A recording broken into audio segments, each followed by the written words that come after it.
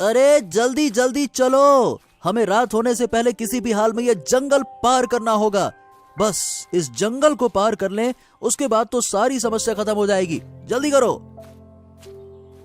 हाँ, बोल तो तुम सही रहे हो। एक तो ये जंगल इतना बड़ा है और ऊपर से यहाँ तरह तरह के डाकू और शिकारी घूमते हैं, और ऊपर से आज हमारे पास महाराज के दरबार के सारे खजाने की जिम्मेदारी है। हाँ, यही तो बात है कि सारा खजाना हमारे पास है, तो हम ही को। अरे ये, अरे रे रे रे रे रे रे रे रे, ये क्या हो गया? नहीं नहीं नहीं नहीं नहीं नहीं नहीं नहीं। राजा चंद्रगुप्त के सैनिक जो उनके खजाने की जिम्मेदारी लिए हुए आ रहे थे, वो उस खजाने के साथ एक बड़े गड्ढे में गिर जाते हैं। गड्ढा बहुत बड़ा था और अब उनके लाख कोशिश करने के बाद भी वो बाहर नहीं निकल पा रहे थे। जंगल में उनके सिवाय और कोई नहीं था, मानो कि इस गड्ढे को किसी शिकारी ने अपने शिकार के लिए खोदा हो। एक छोटे से गांव में, जहां चारों ओर हरे भरे खेत फैले थे, एक गरीब लकड़हारा अमर अपनी पत्नी आशा के साथ रहता था। दिन रात मेहनत करने के बावजूद उनके घर में 2 वक्त की रोटी भी मुश्किल से मिल पाती थी। अमर रोज अपने भाग्य के भरोसे जंगलों में जाकर लकड़ी काटा करता था।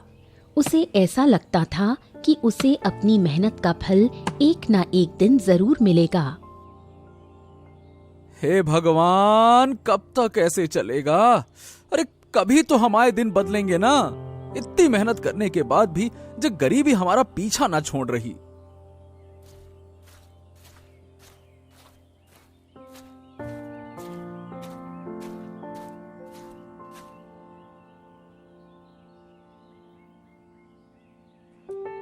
एक दिन जब अमर जंगल में लकड़ियां काट रहा था, तो उसकी कुल्हाड़ी अचानक एक प्राचीन पेड़ की जड़ से टकराई। उस जगह से एक सुनहरी चमक निकली और जमीन से एक चमकता हुआ कंगन बाहर आया। ये क्या है?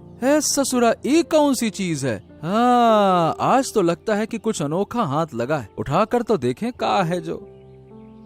जैसे ही अमर ने कंगन को उठाया, उसमें से एक दिव्य आत्मा बाहर निकली। ये आत्मा किसी एक बंदर की लग रही थी और उस आत्मा के चारों ओर एक अलौकिक आभा थी। हे दयालु लकड़हारे, मुझे मुक्त कर दो। मैं कोई साधारण आत्मा नहीं हूँ। यदि तुमने मुझे आजाद किया ना, तो तुम्हारी ईमानदारी का फल तुम्हें मिलेगा। तुम तो एक बंदर लग रहे हो और तो तुम बोल रहे हो। ये कैसे हो सकता है? ये क्या चक्कर है भाई? हाँ, मुझे पता है कि तुम्हें इस सोने के कंगन को देखकर इसे लेने का मन कर रहा होगा, लेकिन देखो, मुझे मुक्त कर दो। मैं तुम्हारा उपकार कभी नहीं भूलूंगा। देखो, हम एक गरीब आदमी जरूर हैं, लेकिन किसी की जिंदगी छीनना हमारी फितरत में नहीं है। और अगर ये कंगन ना लेने से तुम आजाद हो सकते हो तो ठीक है भैया, ये लो कंगन, हम फेंक ही देते हैं। नहीं चाहिए हमें ये कंगन उंगन सोने का। जाओ, तुम आजाद हो जाओ, मजे करो। अमर ने कंगन को जमीन पर रख दिया और दिव्य आत्मा हवा में विलीन हो गई। विलीन होते हुए दिव्य आत्मा बोली, अमर, आज तक मैंने तुम जैसा व्यक्ति नहीं देखा। तुम्हें इस कंगन की जरूरत थी, लेकिन तुमने अपनी परवाह ना करते हुए तुमने मुझे आजाद करने का सोचा। इसीलिए तुम्हारी ईमानदारी का इनाम तुम्हें मिलेगा। तुम्हारा जीवन बदल जाएगा अमर। अमर हैरानी से दिव्य आत्मा को गायब होते हुए देखता रहा। उसे कुछ समझ नहीं आ रहा था कि क्या हो रहा है। कुछ देर बाद वो थका हारा घर लौटा, लेकिन जैसे ही वो अपनी झोपड़ी के पास पहुंचा, उसकी आंखें फटी रह गईं। झोपड़ी के आगे उसकी पत्नी आशा वहां खड़ी थी। ये क्या? तुम बाहर काहे खड़ी हो? अरे अरे अमर, तुम आ गए। मैं कब से तुम्हारा इंतजार कर रही थी। चलो जल्दी मेरे साथ आओ। अमर को कुछ समझ में नहीं आया। वो अपनी पत्नी के साथ जल्दी से घर के अंदर गया। अंदर जाते ही वो चौंक सा गया। उसकी आंखों के सामने बहुत सारे सोने के सिक्के और सोने के सामान रखे थे। अमर, देखो ये सब क्या हो गया। मैं झोपड़ी में बैठी थी कि अचानक रंग बिरंगी किरणों से ये इतने सारे सोने के सिक्के और ये इतने सारे सोने के सामान यहाँ आ गए। मुझे तो समझ में नहीं आ रहा कि ये क्या हो रहा है। ओ बाप रे बाप! अरे हे भगवान, ये सच है या फिर हम कोनो सपना देख रहे हैं? अरे अब लगता है भगवान ने हमारी सुन ली। अब हमारे दिन बदल गए हैं। हाँ, अब हमारे समझ में आया। ये सब तो जादुई कंगन का कमाल है। और वो जो दिव्य आत्मा हमको दिखा था ना, हाँ, ये सब उसी का दिया हुआ वरदान है। अब अमर बहुत अमीर हो गया। अमर के पास अब उतने पैसे थे कि अमर 100 सालों तक बैठकर खा सकता था। लेकिन अमर ने अपनी अमीरी का घमंड नहीं किया। उसने सबसे पहले अपनी झोपड़ी को एक आलीशान महल में तब्दील करवाया और उसके बाद अपने गांव के गरीबों की मदद करना शुरू कर दिया। हर जरूरतमंद को खाना और कपड़े देने लगा। गांव के लोग उसकी तारीफ करने लगे। ए भैया, ये अमर तो अचानक से बहुत ही धनवान हो गया। और उसे देखे हो, अब तो वो सारे गांव के जरूरतमंद लोगों की सेवा भी करता है। ये का चक्कर है भाई? हाँ, राम मोहन चाचा, तुम सही कह रहे हो। अरे भगवान ने भी एक अच्छे इंसान को ये सारा धन दिया है ताकि वो हमारे गांव के विकास और गरीब लोगों की मदद कर सके। अरे भैया, तो अमर मेहनत भी तो करता था। अरे दिन रात बेचारा कभी खेत में कभी जंगल में जाकर मेहनत करता था। अब फल तो मिलेगा ही ना। एक दिन अमर कुछ गरीब किसानों की मदद करके घर वापस लौटा। तभी उसकी पत्नी आशा उससे बोली, तुम बता रहे थे कि ये सब कुछ उस जादुई कंगन के वरदान के कारण हुआ है और किसी दिव्य आत्मा का भी जिक्र किया था तुमने। तुम्हें जाकर उस दिव्य आत्मा का धन्यवाद करना चाहिए। हाँ, ये बात तो तुमने बिल्कुल सही कही। हम भी काफी दिन से सोच रहे थे कि आखिर धन्यवाद तो करना चाहिए भाई। दूसरे दिन अमर खुशी खुशी शाम को सीधे उसी प्राचीन पेड़ के पास पहुंचा और अपने आप से बोला, पिछली बार कुल्हाड़ी चलाई तो दिव्य आत्मा अचानक से हमारे सामने आ गई। पता नहीं इस बार आएगी या नहीं आएगी। एक काम करते हैं, उसे आवाज लगाकर देखते हैं, क्योंकि वो है तो एक जादुई आत्मा ना। हाँ। इतना बोलकर अमर उस दिव्य आत्मा को आवाज लगाते हुए बोला,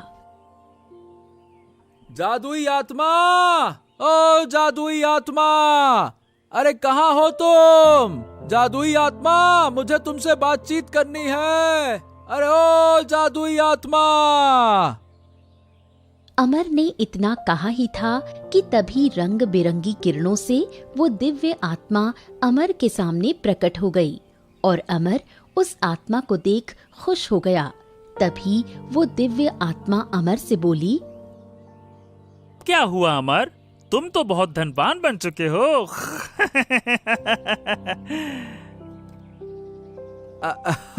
हाँ हाँ हाँ, जानता हूँ कि बहुत धनवान बन गया हूँ, इसीलिए हम तुम्हारा धन्यवाद करने आए हैं और हम तुमसे मित्रता भी करना चाहते हैं। वैसे मुझे ईमानदार लोग बहुत पसंद हैं। तुम्हारा जब मन हो मुझसे बातचीत करने आ जाया करो। बस मुझे जादुई आत्मा ऐसी कहकर आवाज लगा देना, बस इसके बाद तो मैं यूं छलांग मारता हुआ आ जाऊंगा। इतना कहकर वो दिव्य आत्मा फिर से गायब हो गई और अमर खुशी खुशी अपने घर चला आया। उस दिन से अमर रोज उस प्राचीन पेड़ के पास चला जाता और जादुई आत्मा को आवाज लगाता और घंटों उससे बातें करता। एक दिन अमर उस दिव्य आत्मा से बात करके घर वापस लौट ही रहा था कि रास्ते में उसे एक बुढ़िया दिखी जो बहुत परेशान लग रही थी। कोई है, कुछ खाने को दे दो, बहुत भूख लगी है, मेरे पास अभी पैसे नहीं है। अरे बूढ़ी माँ, आप इतनी परेशान क्यों लग रही हैं? क्या बात है? अरे बेटा, 2 दिन से कुछ नहीं खाया। अगर तुम्हारे पास कुछ पैसे हो तो दे दो, मेरी बहुत मदद हो जाएगी बेटा। हाँ हाँ बूढ़ी माँ, हम आपको अभी कुछ पैसे दे देते हैं। ये लो, खाना खा लेना, ठीक है ना? बुढ़िया को ऐसी हालत में देख अमर ने उसकी मदद की, जिससे उस बुढ़िया ने उसे खूब आशीर्वाद दिया। अमर भी खुशी खुशी घर चला गया।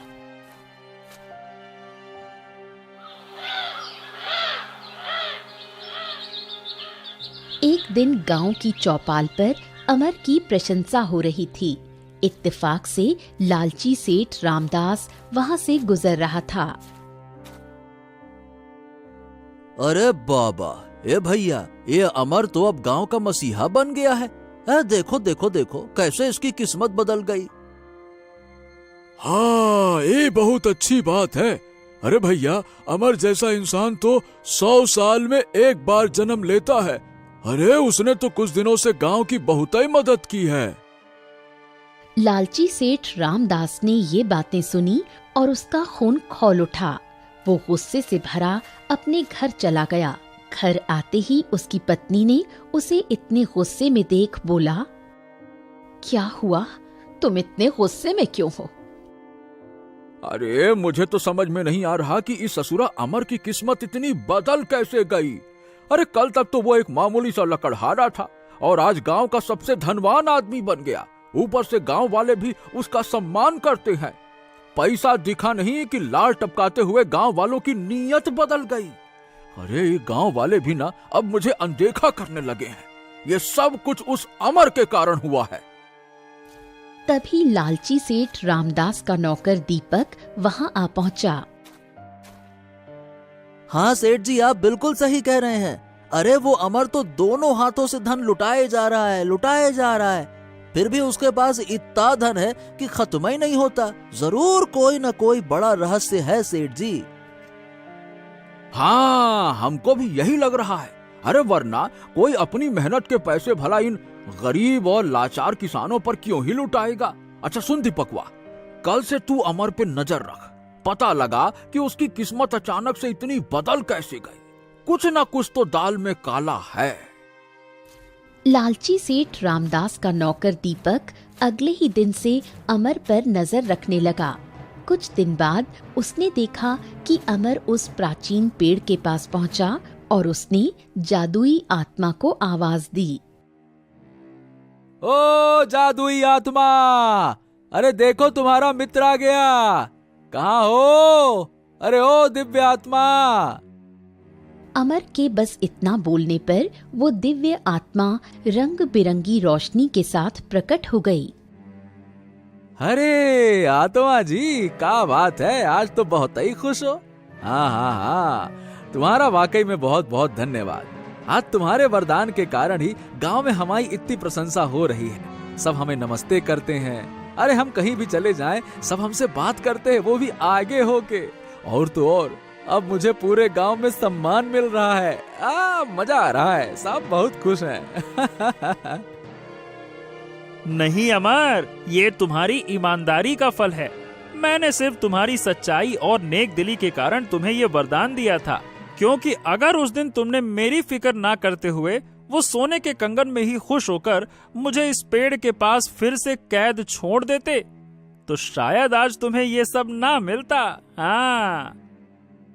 अमर और ये दिव्य आत्मा बात कर ही रहे होते हैं कि दीपक ने ये सब सुन लिया और दौड़ता हुआ लालची सेठ रामदास के पास पहुंचा।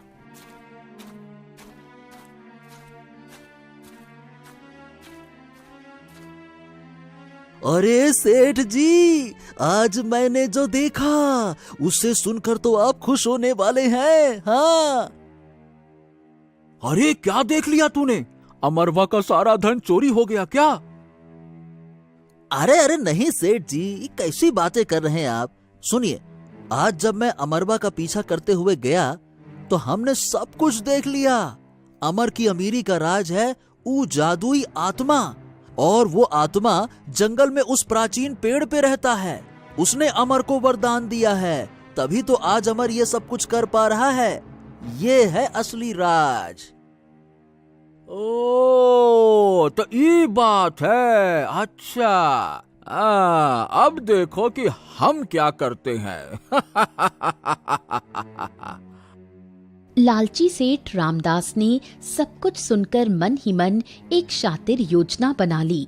लालची सेठ रामदास और उसका नौकर रात के अंधेरे में चुपचाप उस प्राचीन पेड़ के पास पहुँचे और धीरे से जमीन की ओर झुककर फुसफुसाते हुए बोला, अरे ओ जादुई आत्मा, जादुई आत्मा, भाई बाहर आओ, हम तुमसे कुछ मांगना चाहते हैं। जादुई आत्मा, अरे ओ जादुई आत्मा। अरे सेठ जी, इतना प्यार से बुलाओगे तो कोई नहीं आएगा। रुको, मैं बताता हूँ कैसे आएगा।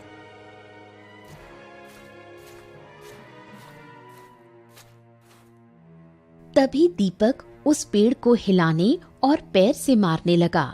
कुछ पल बाद जमीन में हलचल हुई और दिव्य आत्मा रंग बिरंगे प्रकाश के साथ प्रकट हो गई। ये तो अमर नहीं है। मेरे मित्र के अलावा कोई भी मुझे इस नाम से नहीं बुलाता। और तुम लोग यहाँ पे क्या कर रहे हो? अरे उस अमर को छोड़ो ना, मैं तुम्हें बुला रहा था। अच्छा, मैं क्या कह रहा हूँ कि मुझे भी वरदान चाहिए और मैंने सोच रखा है कि मुझे वरदान में क्या क्या चाहिए। मुझे वरदान तो मिलेगा ना? हाँ, सेठ जी को वरदान दे दो, दे दो। वो मुझे भी थोड़ा बहुत सोना दे देंगे।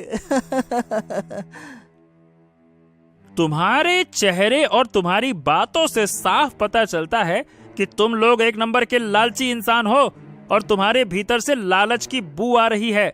मैं लालची लोगों को वरदान नहीं देता। चले जाओ चुपचाप यहाँ से। लालची सेठ रामदास और उसका नौकर दीपक आत्मा का ये रूप देख डर गए और समझ गए कि वो सिर्फ ईमानदार लोगों को ही वरदान देता है। इसलिए वो दोनों रात के अंधेरे में अपने घर वापस आ गए। लेकिन तभी लालची रामदास सेठ के दिमाग में एक शातिर योजना आ गई। अरे दीपकवा, मैं क्या कह रहा हूँ कि अगर हम अमर को बेईमान साबित कर दे तो शायद ये आत्मा उससे वरदान वापिस ले ले और फिर मैं आत्मा से वरदान पा सकूं। क्या कहता है? अरे हाँ सेठ जी, ये आपका आइडिया तो बहुत ही जबरदस्त है। हाँ।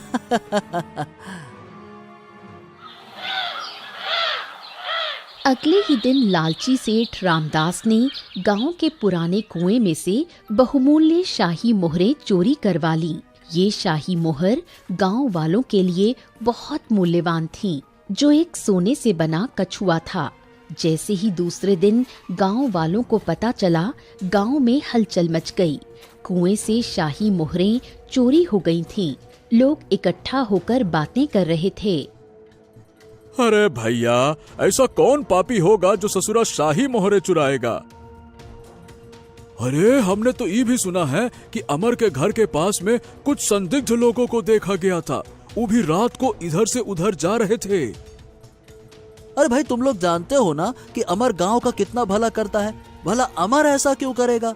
वो तो गांव का सबसे नेक आदमी है ना। तभी लालची सेठ रामदास वहां आ पहुंचा और लोगों को भड़काने लगा। अरे तुम लोग भी ना कितने भोले हो। अरे भैया, जिसे तुम ईमानदार समझ रहे हो वही तो शाही मोहरे चुराने वाला चोर है। देखो, जब से वो अमीर हुआ है ना, अमर बदल गया है। अब ईमानदार विमानदार नहीं रहा वो, और ना ही अब उसे पुराने कुएं के खत्म होने का डर है। वो तो चाहता है कि गांव का सबसे पुराना कुआं बंद हो जाए, और क्या। ये क्या बात कर रहे हो? लेकिन भला अमर ऐसा क्यों करेगा? अरे भगवान झूठ ना बुलाए भैया, धन की भूख इंसान को अंधा कर देती है। भाई, उसने इतना धन इकट्ठा कर लिया है कि अब तो वो गांव के सबसे पुराने कुएं की चीजों पर भी हाथ साफ कर दिया उसने। हाँ, उससे रहा नहीं गया। ये क्या बात हुई? सही बताऊं तो मेरा मन विश्वास तो नहीं करता कि ऐसा कुछ हुआ है। भला अमर तो गांव का भला ही चाहता था। हाँ, मुझे पता ही था कि तुम लोगों को विश्वास तो नहीं होगा। ठीक है, एक काम करो भैया, अमर के घर की तलाशी ले लो। दूध का दूध और पानी का पानी हो जाएगा और उसका असली चेहरा तुम्हारे सामने आ जाएगा। बस। हाँ, अब कही ना सेठ जी आपने पते की बात। बिल्कुल सही बात है भैया, तलाशी ले लो, बात ही खत्म। और क्या। लालची सेठ रामदास के बहकावे में पूरा गांव आ गया और सब मिलकर अमर के घर के पास पहुंचे। अमर अपने घर के बाहर आया। का बात है, इस सब के सब गांव वाले हमारे दरवाजे पर इकट्ठा हो। का हो गया भैया? देखो अमर, गांव के कुएं से शाही मोहरे चोरी हो गई हैं और हम गांव वालों को शक है कि वो शाही मोहरे तुमने चुराई हैं। क्या? अरे आप ये कैसी बातें कर रहे हैं? भला हम काहे शाही मोहरे चुराएंगे? हमारे पास कोनो धन की कमी है क्या जो हम शाही मोहरे चुराएंगे? गजब बात करते हैं आप लोग। अरे अरे अरे, इतना उतावलापन क्यों भैया? अगर धन की कोई कमी नहीं है तो कोई दिक्कत नहीं है।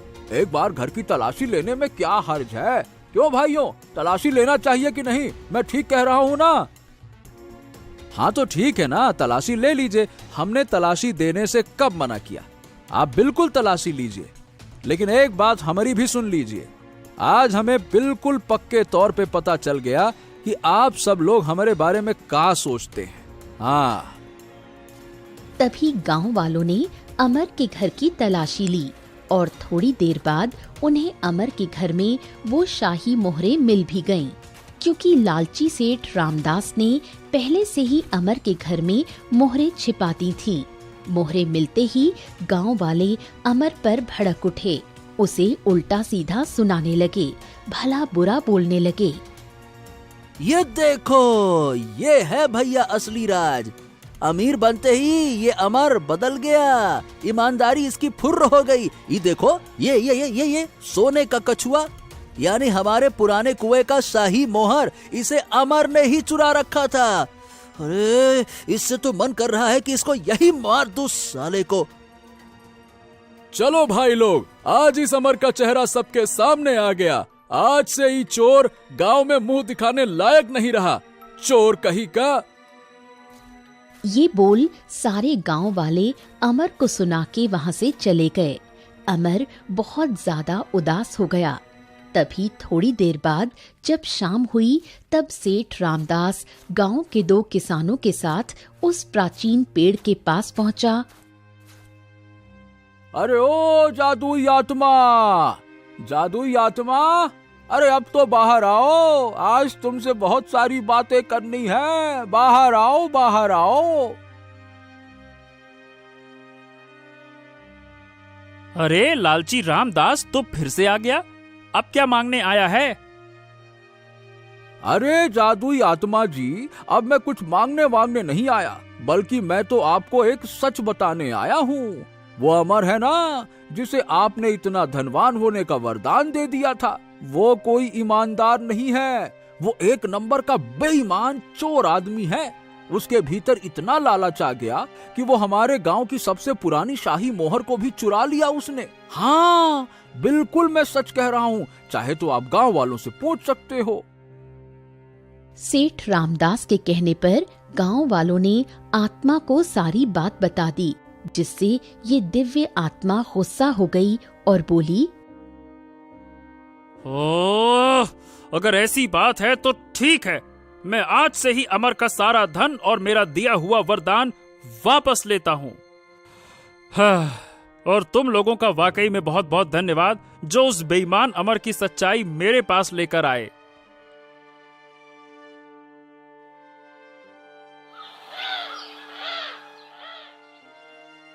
दूसरे ही दिन अमर के सारे सोने के सिक्के गायब हो गए और अब फिर से अमर एक झोपड़ी में रहने लगा।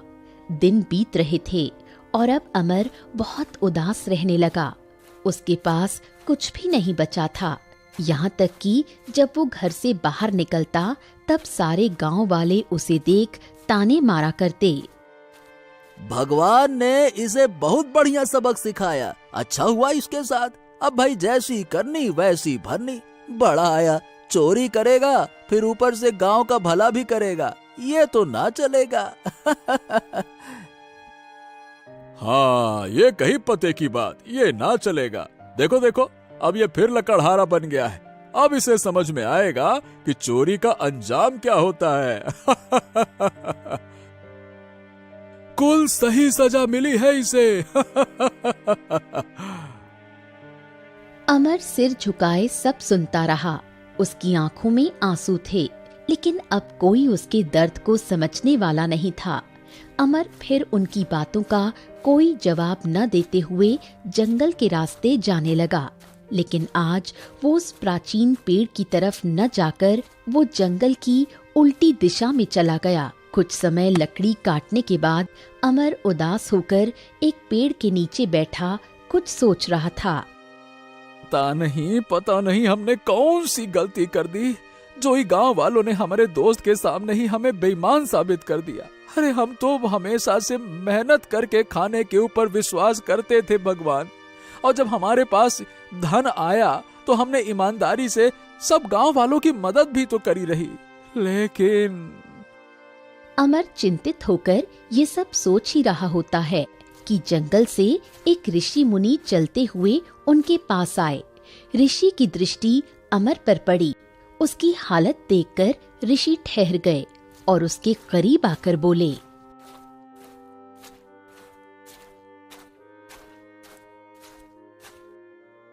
बेटा, कौन हो तुम? इतनी निराशा और दुख तुम्हारे चेहरे पर क्यों है? महाराज प्रणाम, हम अमर हैं, एक गरीब लकड़हारा अमर। लेकिन तुम्हारे चेहरे पर इतना दुख क्यों है बेटा? अमर ने अपनी पूरी कहानी ऋषि को विस्तार से सुना दी। जादुई कंगन के वरदान से लेकर लालची सेठ रामदास की साजिश और गांव वालों के तिरस्कार तक सब कुछ। ऋषि ने ध्यान से सब कुछ सुना। अमर की बात सुनकर ऋषि सब समझ गए और बोले, तुम्हारी आंखों में सच्चाई नजर आती है बेटा, लेकिन वो आत्मा, वो तो सिर्फ एक जादुई आत्मा है, और जब सबूत और गवाह तुम्हारे खिलाफ होना तो कोई भी धोखा खा सकता है। लेकिन मैं तुम्हारे मन की सच्चाई को पढ़ सकता हूँ। महाराज, मैंने आत्मा को बहुत समझाने की कोशिश की, लेकिन उसने मेरी एक बात पर भी विश्वास नहीं किया। भला कोई अपने मित्र के साथ ऐसा कैसे कर सकता है? चिंता मत करो बेटा, चलो मेरे साथ, हम उसी आत्मा के पास चलते हैं। मैं उसे बताऊंगा कि तुम निर्दोष हो और उसे तुम्हारी ईमानदारी को मानना ही होगा। चलो। अमर ऋषि के साथ चल पड़े। दोनों उस प्राचीन पेड़ के पास पहुंचे। ऋषि ने पेड़ के पास जाकर आंखें बंद की और कुछ मंत्र बुदबुदाए। जमीन में हलचल हुई और दिव्य आत्मा प्रकट हो गई। अरे महाराज, आप और इस बेईमान अमर के साथ क्यों घूम रहे हैं? क्या बात है, बताइए। हम यहाँ पे अमर के साथ इसलिए आए हैं क्योंकि हम तुम्हें बता सकें कि इसने गांव की मोहरों को नहीं चुराया था, बल्कि तुमसे भूल हुई है आत्मा। जी हाँ, अमर निर्दोष है। तुमने झूठे सबूतों और झूठी गवाही पर विश्वास कर लिया। महान ऋषि की बात सुन दिव्य आत्मा कुछ देर सोचते हुए बोली, हो, अगर आप ऐसा कहते हो तो ठीक है ऋषि महाराज, मैं मान लेता हूँ कि अमर ने वो मोहरें नहीं चुराई। लेकिन अपनी ईमानदारी को फिर से साबित करने के लिए अमर को 2 परीक्षाएं देनी होंगी। अगर वो 2 परीक्षाएं आसानी से पार कर लेता है तो मैं दोषियों को सजा दूंगा और अमर को उसका वरदान लौटा दूंगा। साथ ही उसे एक राज्य का अनमोल खजाना भी मिलेगा। हाँ, हमें मंजूर है दिव्य आत्मा, हम अपनी सच्चाई साबित करेंगे। बताओ, हमें कौन सी परीक्षा देनी है? पहली परीक्षा में अमर को कल पूरा दिन इसी जंगल में अंदर तक जाना है, और जंगल में अगर तुमको कोई भी लाचार इंसान या फिर कोई जानवर मिलता है तो बिना कोई लालच के उसकी मदद करना है। दूसरी परीक्षा में तुम्हें कुछ भी नहीं करना। जब तुम पहली परीक्षा अच्छी तरह से पास कर लोगे तो तुम्हारी दूसरी परीक्षा भी खुद ब खुद पास हो जाएगी।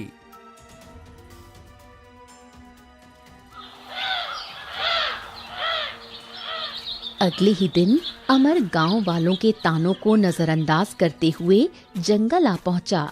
जैसे ही वो जंगल में एक तालाब के पास गया, उसने वहां एक मछली को तालाब से बाहर तड़पते हुए देखा।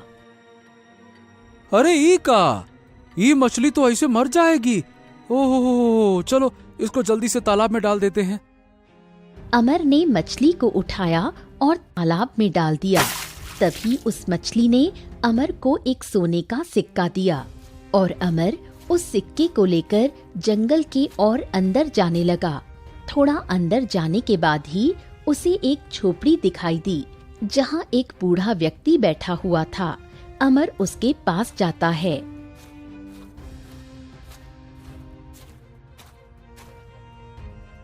अरे चाचा, आप बहुत परेशान बैठे हैं, क्या बात है चाचा? आप हमको बताइए, हम आपकी कैसी मदद कर सकते हैं? बेटा, हमें अपने बेटे से मिलने शहर जाना है, लेकिन हमारे पास इतने पैसे नहीं है कि हम शहर जा पाए। अच्छा चाचा, तो ऐसी बात है। ए चाचा, अब देखो हमारे पास अभी जायदाद, पैसा, सोना चांदी कुछ नहीं है, लेकिन अगर आप चाहो तो इस सोने का सिक्का रख सकते हो, शायद आपकी थोड़ी मदद हो जाए। अमर ने इस बूढ़े व्यक्ति को वो सोने का सिक्का दे दिया, जिससे वो व्यक्ति थोड़ा खुश लग रहा था और अमर को धन्यवाद कहा। अमर फिर जंगल की ओर निकल गया।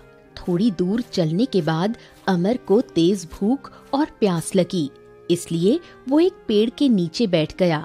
तभी थोड़ी देर बाद अमर को कुछ आवाज आई। कोई है? अरे कोई है क्या? अरे कोई हमें बचा लो, कोई है? ई आवाज तो शायद ऊ दिशा से आ रही है, हमें देखना होगा, शायद कोई मुसीबत में है। अमर उस दिशा में गया। उसे एक बड़ा गड्ढा दिखा, जहाँ से आवाजें आ रही थीं। ये आवाज तो गड्ढे से आ रही है। रुको रुको रुको, देखता हूँ, शायद कोई गिर गया है इसके अंदर।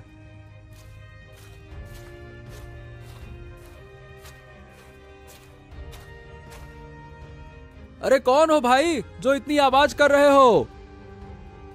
हमें बचा लो भाई, हम यहाँ 2 दिन से फंसे हैं। अगर आज तुम हमें नहीं बचाए तो हम मर जाएंगे। अरे ये तो राजा चंद्रगुप्त के सैनिक है।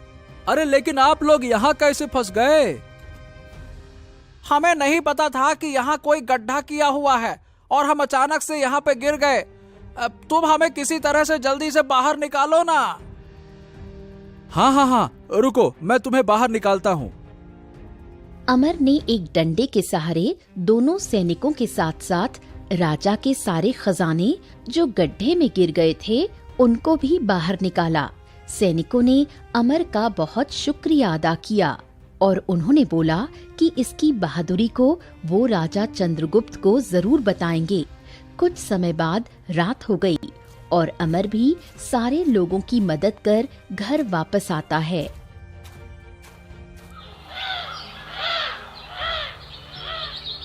अगले दिन अमर ऋषि के साथ दिव्य आत्मा के सामने खड़ा था।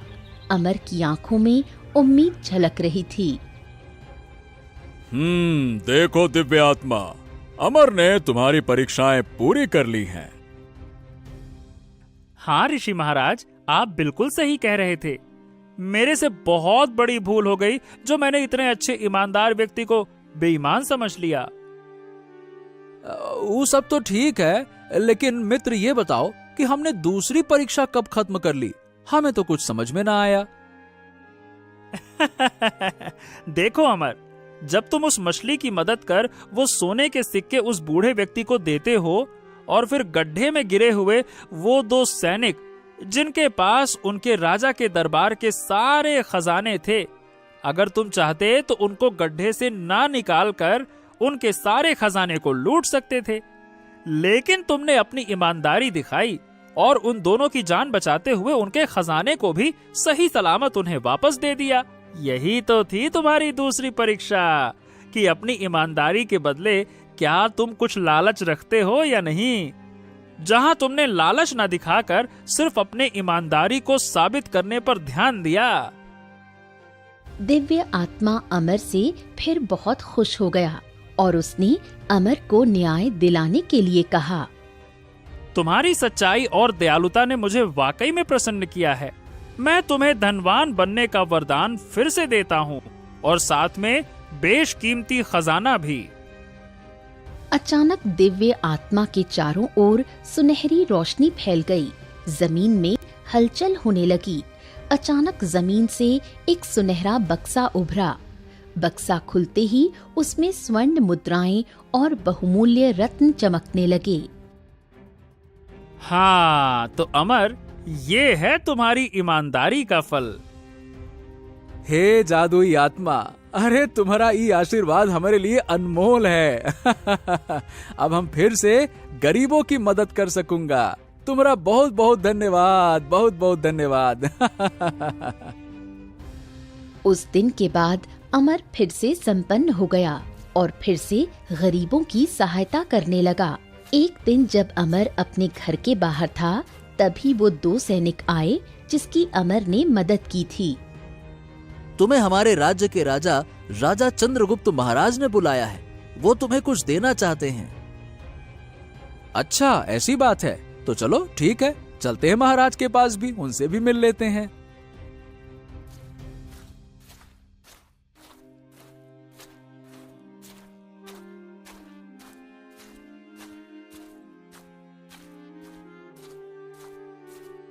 तभी राजा चंद्रगुप्त अमर को देख बहुत खुश हुए। हाँ, हमें तुम्हारी बहादुरी पर नाज है अमर। अगर तुमने कल हमारे सैनिकों को बचाया नहीं होता तो शायद हमारे दरबार का शाही खजाना हमारे हाथों से चला जाता। अरे नहीं नहीं महाराज, ये तो हमारा फर्ज था। भला हम कैसे किसी को मुसीबत में छोड़ सकते थे। सोने से भरा बक्सा इनाम के तौर पर देना चाहते हैं। ये लो, ये तुम्हारी ईमानदारी का इनाम है। लो। राजा ने अमर को उसकी बहादुरी के लिए उसे इनाम दिया, जिससे अमर बहुत खुश हुआ।